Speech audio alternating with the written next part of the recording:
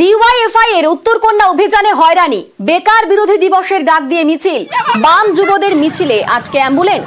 যে ছবি আপনারা দেখতে পাচ্ছেন দেখুন, মিছিলের জন্য আটকে রয়েছে অ্যাম্বুলেন্স।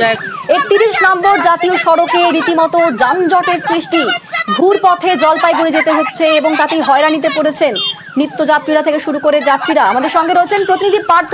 এখন কি পরিস্থিতি, এখনো কি যানজট চলছে সেখানে?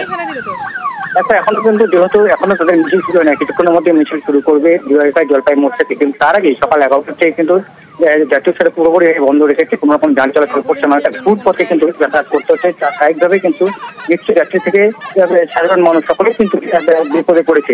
এবং এই যে তিনবাতি মোড়, সেখানেই কিন্তু জলপাইগুড়ি থেকে একটি রোগী নিয়ে একটি অ্যাম্বুলেন্স আসছিল শিলিগুড়িতে চিকিৎসার জন্য। সেই অ্যাম্বুলেন্সকে আটকে দেওয়া হয় তিনবাতি মোড়ের কাছে। স্বাভাবিকভাবেই যে পেশেন্টের রোগীর আত্মীয়রা তারা যথেষ্ট ক্ষোভ প্রকাশ করেন, সরাসরি ক্যামেরার সামনে তারা সেই ক্ষোভ প্রকাশ করেছে।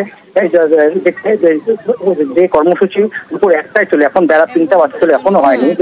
তাহলে কেন এত আগে থেকে সকাল থেকে কেন রাস্তা আটকে রাখা হলো, কেন সাধারণ মানুষ দুর্ভোগের মুখে ফেলালো, এই প্রশ্নের কিন্তু খুলবে সাধারণ মানুষ থেকে রোগী এবং নিত্যযাত্রীরা। ধন্যবাদ পার্থ।